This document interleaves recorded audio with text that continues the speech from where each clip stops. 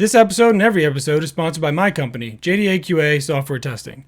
We're your one-stop shop for manual, automated, performance, and security testing. Check us out at jdaqa.com. And with that, let's get on with the show.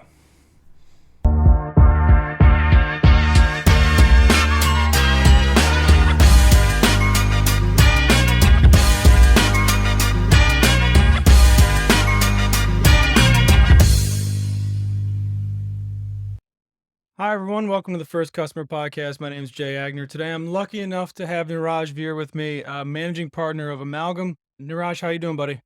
I'm doing well, and you? I'm great. I was just telling you, you're number 3 podcast of the day, so I should be locked in. Either that or I'll just be all over the place. So we'll Yes, see what you get. you should have had enough caffeine in your system by now. I got even more right here, man. I'm locked and loaded. You got me on a recharge, so we're good to Cheer- go. Cheers to Cheers that. to you. There you go. So let's take it back to where it started. I think I saw on your profile you maybe weren't from America originally, or you were overseas at some point. Walk me through where you started your journey at. But yeah, I was born and I was raised in New Delhi in India, which is northern part of India. Did my schooling, went to another city, not very far, but did my engineering, worked a little bit in a few companies, also worked in a subsidiary of IBM, worked for a couple of years and did the whole Y2K journey from where I was up to the source, which was where the work was. And that's how I started. I got delayed in coming here. So by the time I reached the States, which was middle of 2000, the Y2K problem had been truly resolved and it was a quite a not problem. So that's how I landed here.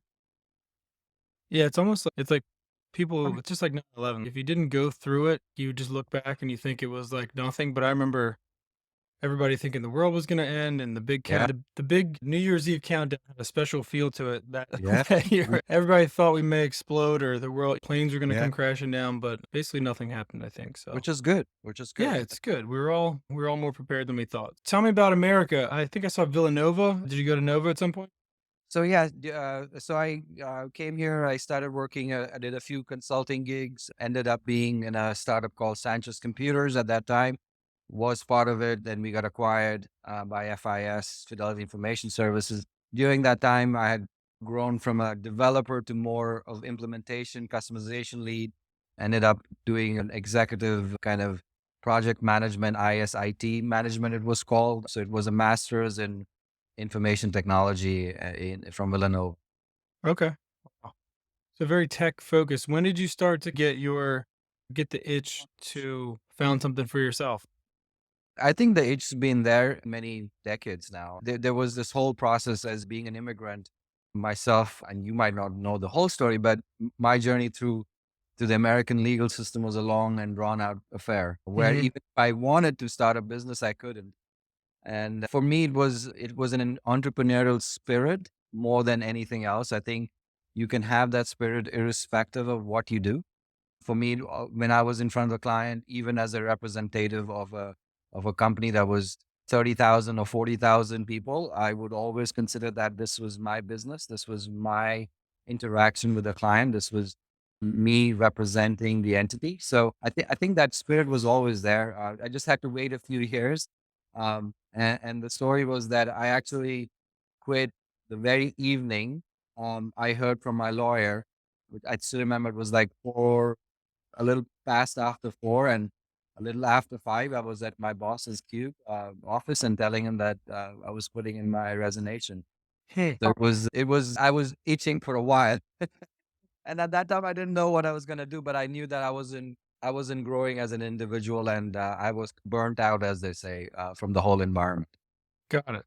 And what was the first business you went to found after you stepped out of the 9 to 5?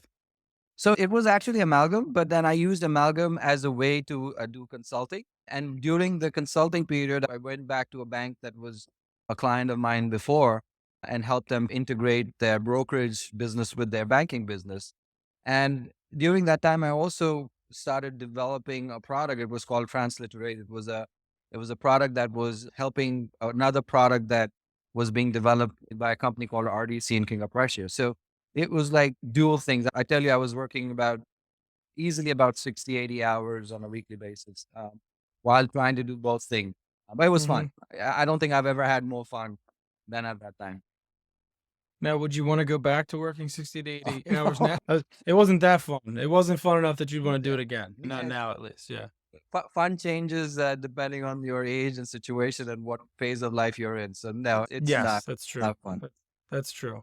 Tell me a little bit about how you started to acquire customers for your consulting. Were they clients that you had previously? Were they part of your network? Did you go out and bang down doors? What was your process for getting consulting clients? Yeah, the first one was pretty easy actually. Like I said, because I had the background on banking and software, I was hired as a consultant to a bank that I had worked with before. The product idea or the product scenario was slightly different that I actually was at a friend's son's christening and I met somebody who had just joined a startup and they were talking about doing some real cool stuff in the anti-money laundering OFAC, KYC side of business. And they were struggling with a certain problem. The way they were doing about was they were collecting all this data, which was usually available without payment. Like it was data published by, for example, Interpol, the government of US, the FBI list. So they were basically collecting all these data and putting into a database and doing a service out of it. And they were struggling for particular language set. And that was just me discussing. I'm telling them what I do, they telling me Hmm. what I did. And I thought, I think these are some NLP projects that we could help you with. Not knowing exactly how we would help them, I threw the gauntlet and I got invited to do a POC after a few initial meetings, obviously. And we did the POC, and that product that we built actually became part of a white label solution that they started selling. Hmm. So that was my true first customer. It was me meeting somebody at a friend's christening.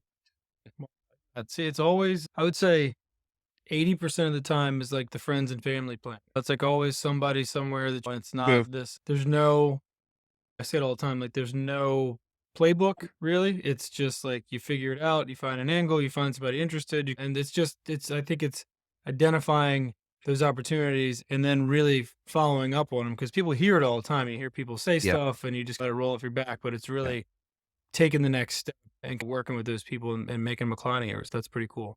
Tell me a little bit more about how Amalgam grew and how, you transitioned from that white label product into more of what you guys do today. So I think that was one of the offerings. So I could say that was really a little outside of Amalgam because we built it, but we were really once you build the product, it was so doing these things and also going back, looking back on my experiences with the startup that I was, Sanchez Computers. I learned a lot from that experience. We ended up in that 10 year that I was there.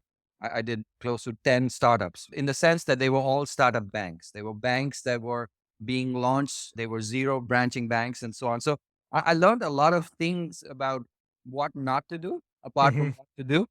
And I think I took that and I started looking for clients who could use us. And we've been a bunch of people working for many years now. The same set of people that I take along with them.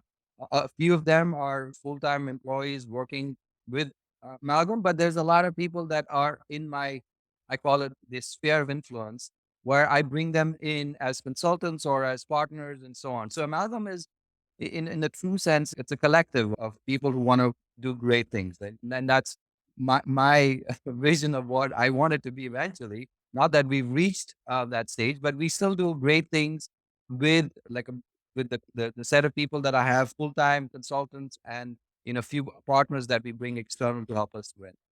So we've been doing that for many years now. I think it's just playing on that experience and taking that and saying, hey, why couldn't we replicate it with another set of people? For example, we've just launched a company, their software whole platform was built by us, and they're an energy company out of California. And we've been building the whole platform. Like we were not energy people. We didn't know anything about energy, but we know how to Hmm. build platforms. And that's what excites me, the ability to work with people who want to create new things, whether it's an entrepreneurial venture or whether it's a person within a big organization or a mid-sized organization trying to change the way they've been doing things before. Right. What were some things that kind of held you back? You would say initially, like it sounds like you started to hit your stride and figure out that's influence. Like what were some things that kind of pushed that off to further down the line? I think A lot of people think, and I don't know how to categorize it at the moment. I think it's got to do with what people say the imposter syndrome. I think it's like you are attached with a persona, right? You create a persona around your own self to say, hey, this is what I am. So for me, for the longest time, I was a technologist. I was into technology. I was building things. I was hands on deck kind of person. And for me to had to change that outlook for not saying that I had to understand things completely. uh, for me, it was okay. I will get people who understand this completely while I'm stretched thin across multiple clients and other things because I couldn't be an expert and be sales and be managing at the same time. So for me, it was like letting go of that persona that was stuck in my head that I had to know deeply about the technology I was building. So I think I started to give away some of that stuff. And then I realized that I was more effective and then I could concentrate more on growth and acquiring customers and creating a satisfaction syndrome around it, right? You want to be present, you want to be there so that when things are looking to go south, you catch it even before it starts doing that. Delegation. That's what I tell all my friends who are in the same scenario you just described, overstretched. But I think you hit it on the head. It's the imposter syndrome, and I think some of it's like a trust factor and being Right. able to let go. And there's a bunch of these different things, but that's an interesting way to put it. So, a follow up to that, if fast forward to tomorrow, if you Mm. had to start Amalgam over again with all the lessons learned, what would be step one? What would you go out and do tomorrow if you didn't have any clients, you didn't have any employees? What would be step one to figuring out what Amalgam was going to be?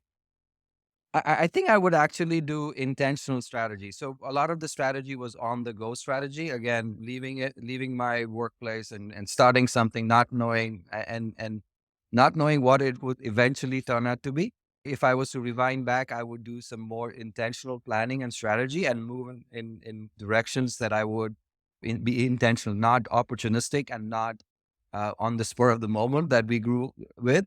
And I also largely around the product strategy. I think we had a great product. I think if I was smarter and understood the whole equity financing world and I understood how to, to get traction on things and was more of a risk taker, I think we would have done a lot of things in that sense. Yeah, those are a few of the things I can think of. I'm sure that, if I look back, there'll be 100 different things I could have done. Yes, hindsight's more than 2020, I think. Yeah, Everything looks easy when you look back on the decision you made. yeah. Let's switch gears a little bit. What are three things health wise, personal health wise, that you're doing to increase your longevity? What are some of your health habits either you're doing or you're trying to stick with? I think definitely I've stuck to my daily walk routine. I walk at least half an hour. Once I drop my younger son to school, that is when that is already on the way. The area that I walk is on the way, so it goes on auto. I have to work a little harder when there is no school in a couple of Mm-hmm. weeks. Yeah. Again, it would have to be intentional. So that is like on auto. I try to eat healthy, though it depends. What was in India during the Christmas break and after, and there were a couple of weddings. And as Indian weddings are 3 day affair or even Mm-hmm. longer, and my eating healthy was got derailed over there. So it took me a few weeks and months to get back. But generally, I think I'm a good eater. I meditate, not to the extent that I used to, but I also feel that a lot of the things that I do with intention give me the same meditative response. So if I'm concentrating and writing or concentrating and listening to music, contemplating and being focused, it gives me the same feeling after. I think those are the three things that I stick to, but I have fun too. There's a happy hour, then I'm the first one to reach and last one to leave. Um, that's not going to change. My flight instructor also goes back to India, and he says the same thing. Every time he goes back, I just get so far off the wagon. I'm eating crazy, drinking crazy. It's just like a party, crazy, and then I come back and I feel it for the next few weeks. I've heard that story about India before. Mystery question time. What is something you would do if you knew you couldn't fail? I think I'm trying to actually. I'm in the process of creating a non for profit that has been in my head for many years. And the way I look at it is that I'm going to do it anyway. And so I think I'm on that bandwagon already in terms of not worrying about the consequence of what that would be. Apart from that, I would say there's so many things that I should have like personally learned, things which I never did when I was younger. Like I'd love to be scuba diving, right? I'd love to be bungee jumping or some of those things, Right. which might not be a great idea at my age anymore. But if I knew that I would survive it and not fail at it, I'll do it. All right, all fair answers. All right, so we'll leave it there. Where can people find Amalgam? Where can they find you? What's the best way to get in touch? Yeah, amalgam-inc.com. That's where our website is. I'm on LinkedIn, Neeraj Vir. I usually I'm very responsive there and would never say no to a meeting or to a call out, to a reach out. So yeah, that's the best place. Other than that, I think my office space is in Chesterbrook. That's where I am 3 times a week. I work from home 2 to 3 times a week, either way. Cool. Or maybe they'll find you in your daily walk. We'll see. Maybe somebody will see you walking down the street and say hello. They'll say, I heard you like to walk every day. It was great, man. It was really nice to meet you. I'll put all the stuff down in the show notes. People will reach out to you. Great guy, great story. And I wish you the best of luck and have a good rest of your week. And we'll talk to you soon. All right. Thank you for having me. I Thanks, Neeraj. appreciate Talk to you, buddy. See you, man. it. Bye bye.